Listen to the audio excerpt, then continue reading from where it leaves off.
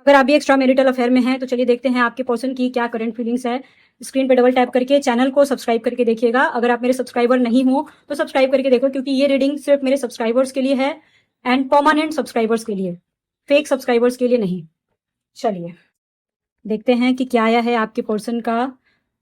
Okay, जिनका breakup हुआ है ध्यान से सुनना, या नो कॉन्टेक्ट सिचुएशन है जिनका, ध्यान से सुनना। I can't move on from you, मतलब अगर आपके पर्सन ने डायरेक्ट आपको ये बात बोल दिया है कि अब हम दोनों के रिश्ते में कुछ बचा नहीं है और हम साथ नहीं रह पाएंगे, और मतलब अब वर्कआउट नहीं कर पा रहा है, रिश्ता वर्कआउट नहीं कर पा रहा है और वो निकलना चाह रहे हैं, या किसी तरह का आपको फील हो रहा है कि इग्नोर कर रहा है बंदा, रिस्पॉन्स नहीं ले रहा है। ये मेल फीमेल सभी के लिए टाइमलेस रीडिंग है, कभी भी आपको मिला है आपको, आप ही के ऊपर ये रीडिंग है। और मान के चलो आपको लग रहा है कि यार ये बहुत इग्नोर कर रहे हैं, मेरे को टाइम नहीं दे रहे हैं, मैं सामने से कॉल कर रही हूँ या मैसेज कर रही हूँ, समझ में नहीं आ रहा है क्यों नहीं रिप्लाई कर रहे हैं, क्या ये मेरे साथ नहीं रहना चाहते हैं। देखो यहाँ पे ऐसा लग रहा है I forgive you, I can't move on from you, मतलब अगर आपसे कोई गलती भी हुई है तो वो आपको माफ कर देंगे और आपके बिना ये नहीं रह सकते हैं।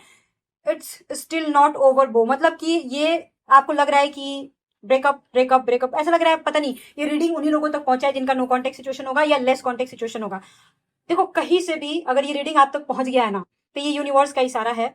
समझ लो आप कि आपका ब्रेकअप नहीं हुआ है, नो कॉन्टेक्ट सिचुएशन वाले। और जो लोग इन कॉन्टेक्ट सिचुएशन में हैं, आप समझ लो आपका कभी ब्रेकअप नहीं होगा, क्योंकि रिश्ते में अप्स एंड डाउन्स होता रहता है। You have no idea the pain you have caused me, मतलब तुमको पता नहीं है कि जब तुमसे झगड़ा होता है एंड जब तुम्हारी आंखों में आंसू आता है, और जब तुम ठीक है, आप लोग दिल से बद्दुआ नहीं देते हो, लेकिन जो भी आपके दिमाग में आता है उसकी वजह से आपके पर्सन ने बहुत झेला है। हो सकता है आप दोनों के फाइट के बाद उनकी लाइफ में कोई बुरी घटना घटी है या उनका तबियत खराब हुआ है, जिसकी वजह से वो आपको ये बात बोल रहे हैं।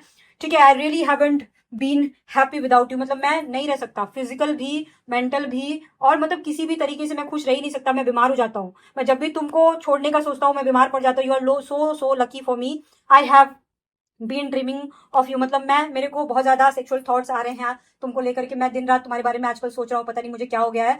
और ये सारी चीजें तब ज्यादा हो रही है जब मैं तुमको छोड़ने का सोचता हूँ, या हम दोनों के बीच फाइट होती है।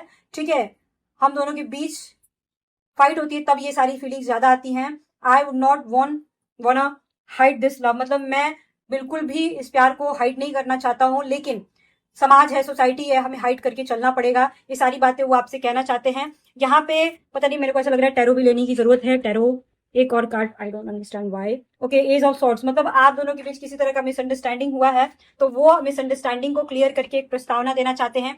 हो सकता है वो थोड़े से रूड तरीके से बोले, लेकिन वो बोलेंगे और आपकी लाइफ में वापस आएंगे। और जिनका नहीं हुआ है कोई झगड़ा, आप समझ लो आपकी लाइफ में वो बहुत अच्छे तरीके से आगे तक रहेंगे, बट थोड़ा डोमिनेटिंग बिहेवियर जरूर हो सकता है।